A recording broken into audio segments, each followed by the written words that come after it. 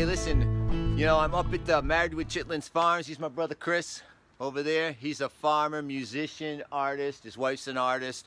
She owns a framing shop and an art shop up here in Phippsburg, but we're up in Wiscasset right now. But we're gonna be building some birdhouses, guys, because that's what they do. Liz is a birder as well. You know, we got some beautiful downy woodpeckers over here right now on the feeders that she has, which is kind of cool. See how close we can get before they fly away. I don't know if you can see that little downy. There he goes. We're gonna go into the woods. I'm gonna pick up some sticks.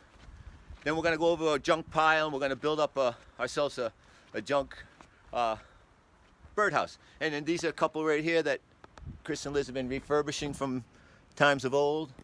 Here's one right here. Just took that out of the vise. So, hey, let's go take a walk. All right, so as you can see, we're out on a nice big old farm. Lots of chickens running around, lots of little chicken hen babies inside the house. Oh, dude, I got a feather. Rock and roll, baby, check that out. Oh yeah, all right, that's a sign. That's a clear sign right there. I just need a bunch of sticks, and we'll see what we're gonna do with them. I'm not gonna think too much. I'm just gonna grab a bunch of sticks. Won't spend too much time here get some firewood for the pizza oven tonight too. Looks like a nice old nasty piece right here. Yeah. That's more than enough, bro, for what I need. Dry. All right, so here we go. So I got a bunch of sticks, I got a feather, good luck. All right, so anyways, man, I hope some of you guys watched my how to carve a dried mushroom. That was a pretty good video. Short, it's only 8 minutes long, and I sent out an assignment for you guys, so hopefully you take me up on that one. All right, hey, I'm gonna lay these down over here. I set up a little bench area right here. Put those over right there. Let's go get the feather down there. All right, hey, let's go check out the wood pile. See, this is all from teardowns, upcycling. Oop, that's nice. See, that's a nice board right there. We can cut that up. A couple sides. Bada bang. Ooh, sweet, nice texture, color. Oh, this is a good one. Ooh, check that out. Got some cool little nails in it. We'll leave those there. Well, maybe we'll tie some cool little branches around that or something. Yeah, this ought to get us up and running. See, the whole thing here is we're not making art for museums. We're just making art for ourselves. So, good craftsmanship, put craftsmanship into anything that sort of validates your intention. So it doesn't really matter how artistic you are. It's just like put your quality of yourself into it, put some craftsmanship into it. And all right, so hey, I got some boards, I got some stuff, I got some tools. I'm gonna set this thing up and we'll be back soon. All right. Hey guys, how's it going? Hey, listen, I'm about to get ready to build a birdhouse. And I showed you some of these before, but we'll get a closer look now that I'm not on a wandering camera. Check this out. This is a nice refurbished old birdhouse that my brother and his wife work on. And it's all out of old barn board. Got some chickens over here. This is a beauty, right? That's a beauty, isn't it? So what I did, you know, I went out into the woods, got some sticks and stuff, and then went over to the wood pile and I picked up a couple of nice pieces of wood. I got in a big one over here I got to cut down. I was lucky enough to get both these at the same width, which is really going to help for my quickness and ease. So, you know, like I was saying earlier, what I want you to think about is, you know, we're not dealing with the art in the art museum world anymore. What we're doing is we're really becoming practical with our art, you know, and I think, listen to that.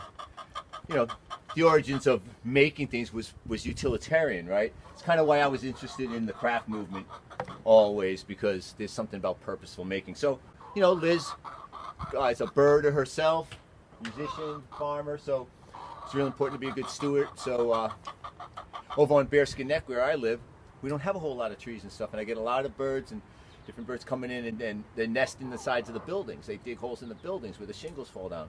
So what I was hoping to do is I'm going to build a birdhouse for the Bearskin Neck, and that way, because I do have some birds who penetrated my walls.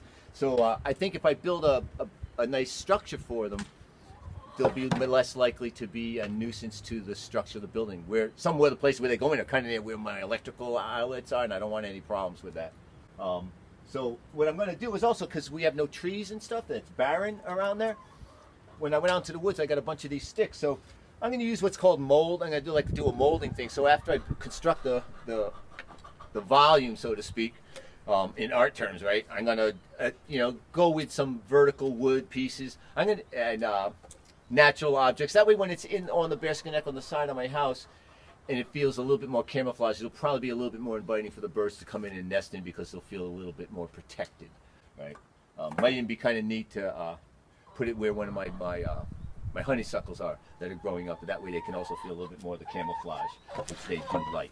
All right, so hey, what I'm going to do is I'm just going to mark out this board at the heights I need. I hope this saw is okay. It's nice and rusty. So I'm not going to bother using my tape measure right now, only because I don't really need to. Go like this. Always let the saw do the work. Let gravity be your force, and use the whole of the tool. You musicians out there, sample that sound, huh? Sounds like Larry from the Three Stooges. Now what I'm going to do is I'm going to use the hot glue guns to just, as Captain Bob would say, fixify things. Let's get through this. There we go. Keep that for the roof. Do you have a hammer here? We'll use what my dad would call a hammer, which is the back of any tool.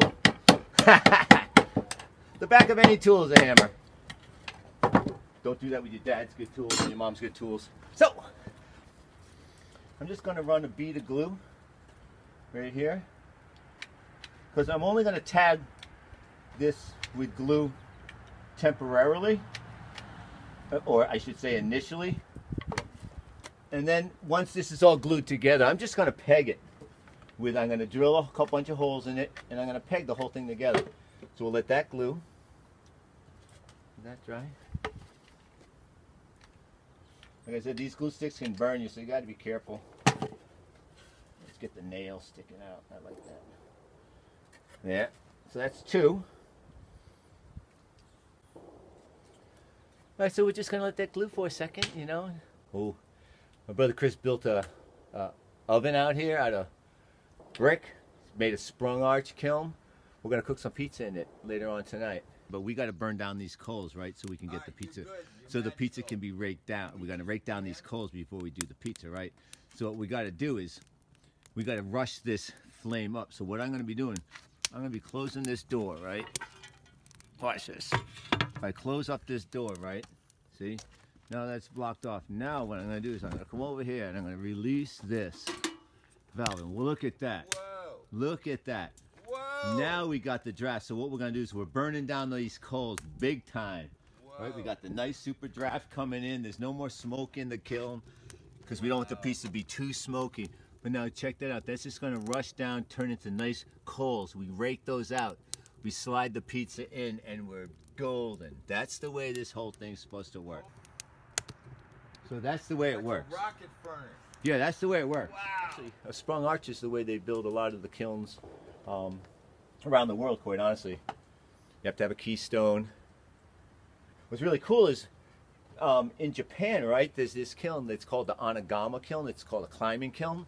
And what they do is it goes up the hill in series of chambers. And what you'll do is you'll load the chambers from the top to bottom, and as you come out, when you fire it up, each of the chambers is the preheat for the next chamber. So they might use a bunch of chambers that go all the way up the mountain, and they use the draft of the natural draft of the mountain to carry the wind and the heat through the kiln.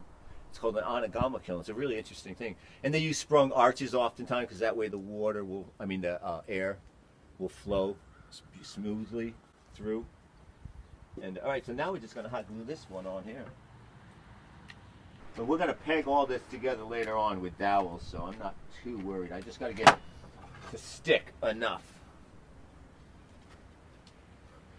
Yeah, there we go.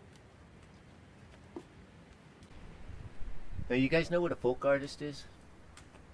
Not even too sure of the definition, like the Webster dictionary definition, but I've always understood it as kind of a homemade approach to making stuff by people who aren't necessarily trained in the arts.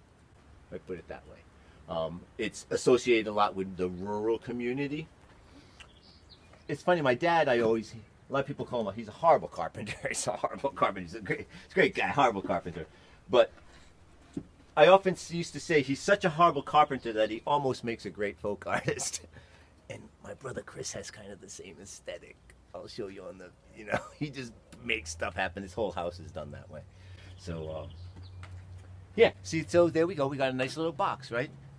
Now I have to definitely drill a hole in here at some point, but now we're going to do the top. So anyways, what I'm going to do is now I'm going to put on a slope roof, and I did the same thing. I just glued this up real quick, cut it to fit. So what I'm going to do is I'm going to take the hot glue, and I'm going to put it nice here. Again, I'm going to peg all this together later. So anyways, now while that's gluing, what I was thinking, I gotta close up these sides, right?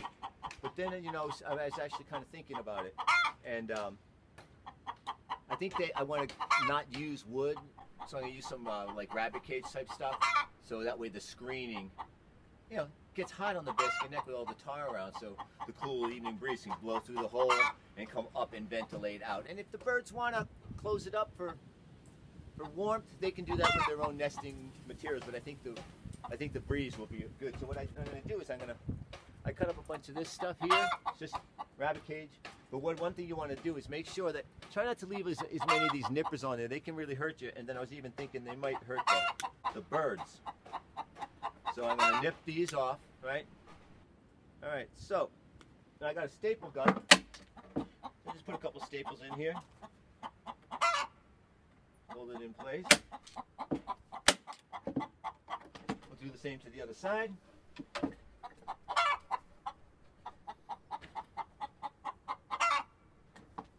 Love that sound. I think they're reacting to my stapling. They certainly sound like they are. And one more for the road. There we go. So that's pretty stable. I'm actually going to hammer those over. Right, so now we'll hammer those over and bend them over because I just like the look of it, kind of haphazard. Put another. There. Ba, ba, ba, ba, ba. Now it's time for the dressing it up. So I got a couple of these sticks, so I'm thinking what I want to do is I want to bring these up so that's probably a better one on the back side. So what I'm going to just do is I'm going to shred some of the loose bark, because when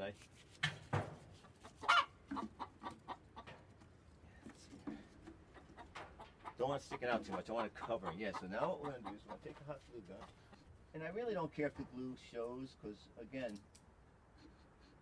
I can do cool things with that later on aesthetically, I can just sort of cover it with grasses and whatever.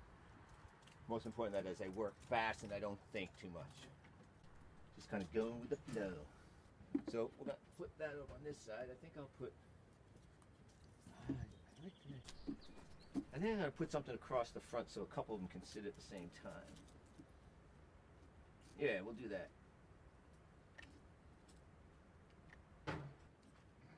Alright. So do that one on there. Cantilever. But I must lever, but I can't lever. Something like this, right? And what I'll do is I'll do a little things like this that will hold that up. Yeah, that'd be kind of cool looking. Let's do that. Yeah, that's just gonna hold that there. Ow, ow, ow. Hot the glue. Gluify that down there. Gluify. Fortify, sanctify, mystify. Okay, so yeah, look at that. That's already looking kind of cool. And what I can also do is I can take some rope, maybe some fishing line that's plastic, and bind this all up much the way you might see an old hatchet from, some old-fashioned hatchet when they wrapped it up with catgut to secure it to the stick. All right, so that's, well, patience, terms. Kind of patience. All right, so let's get another one of these. Let's snap this sucker. Yeah. Yeah, look at that nice piece of wood, huh?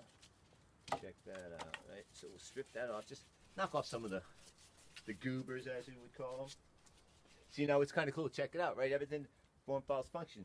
Now that this stick is up here, and I want it to hold itself, when I go to put this as a vertical, I'm actually going to make these two go together somehow. Like, even that could be really kind of cool. Oh, yeah. See, check that out, right? So, if I go like that, now we're talking. Now we're talking. All right. This is good. This is better than I thought. All right. So, put a little glue there. Now I'm going to let that dry nice. And then we'll put some glue up at the top. Because again, like I said, I'm going to wood glue this. I'm going to peg and dowel it with a drill bit. But all the glue allows you to work nice and quick. Where if you think too much, yeah. I mean, it's good to question. But at the same time, you kind of want to trust that instinct. You know, it's almost like the same instinct that you have just about with everything. Getting on an elevator, you know. Which dogs won't bite you. Sometimes there's an instinct with that stuff. So you trust your instincts when you're just dropping stuff down like this, when you're doing your thing. Don't be too cerebral about the whole thing. That can come afterwards in reflection when you want to think about, hey man, I'm going to do that again. Then you can start sort of evaluating process and stuff. But the first point, especially as youngsters, you want to just go with the flow. Right, so I just turned this around, got a little stand so it would make it easier. So what I think I want to do first is, I like this one because it has a perch, a natural perch to it. So I'm going to rest it up on here. And again, what I'm trying to do is make attachments that are supporting the whole structure itself. So they're almost like braces.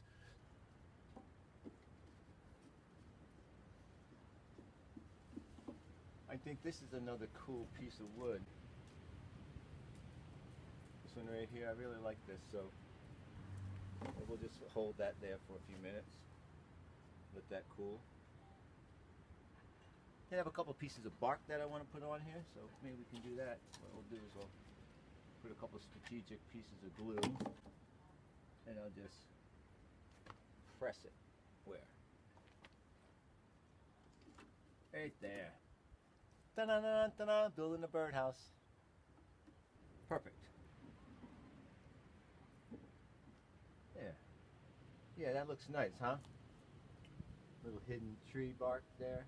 Let's spin this around. Look at the other side.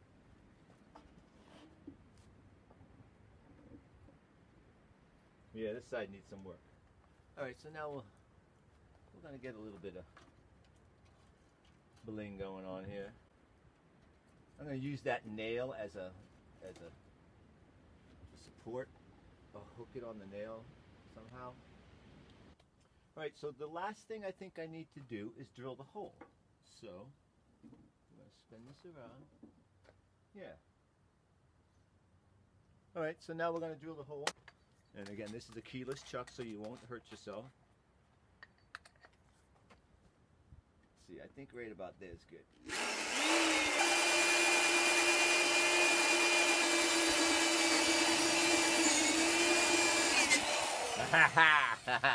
There we go. Now, got to make a perch. Something like this. Something like that. So we're going to snap that off. Perfect, perfect, perfect. All right, so now I need another drill. All right, let's see. We'll put the perch right there. All right. Now, we're going to have to whittle it away. Well, this won't fit in that hole, obviously, so. Now notice how, again, keeping my arms in my body so I don't get hurt, right?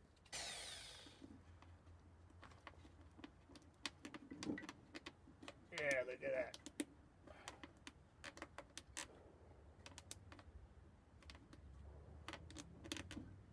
Okay, so now what I'm going to do is I'm going to peg and I'm going to wood glue things together. And then I'm also going to peg things together now. In order to do that, it's going to take a lot of drilling. So I'm going to trade out my drill bit. We'll try this drill bit. It might be a little bit more snug than I want it, but we'll see. I'm going to come right in here. Perfect, perfect. Slide the peg in. Yeah, that's nice and snug. That's the size. And snap it off. So I'll drill a few more of these holes. Take my little dowel, my shish kebab stick, snap it off. Bang. Hey, you know, this is the time of year to start thinking about, you know, what this beautiful environment will offer us. I would really encourage you all to get out in nature, to breathe the good air. You know, be good. Go clean your room. Be a good steward. I can't wait to bring this to the Bearskin Neck and mount it on the side of my house. All right, hey, God bless you guys. I'll see you soon back at the ranch. And watch my videos. And thumb up, subscribe if you can. I'm not too sure if you can comment because it's a school dealio if you're doing your school email, so that's okay. But let me know what you think. I'd love to see pictures of what you guys are making. I think that's really important for us to, you know. So I thought out of this series of videos I'll do, I'm just going to give you incredibly practical things that could be fun, that could be exciting to do, easy to do.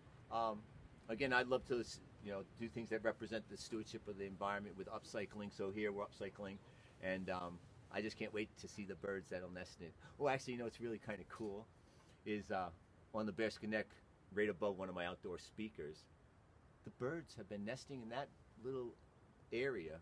Oh gosh, 6 years I've seen them there. All the little babies, they sit on our door and then they fly away. But every year, birds come back. We missed 1 year where they didn't come back, but then they did, and they're back again. But it'll be nice to see this on the down in my alley. All right, peace, love, dove. Take care. Love you guys.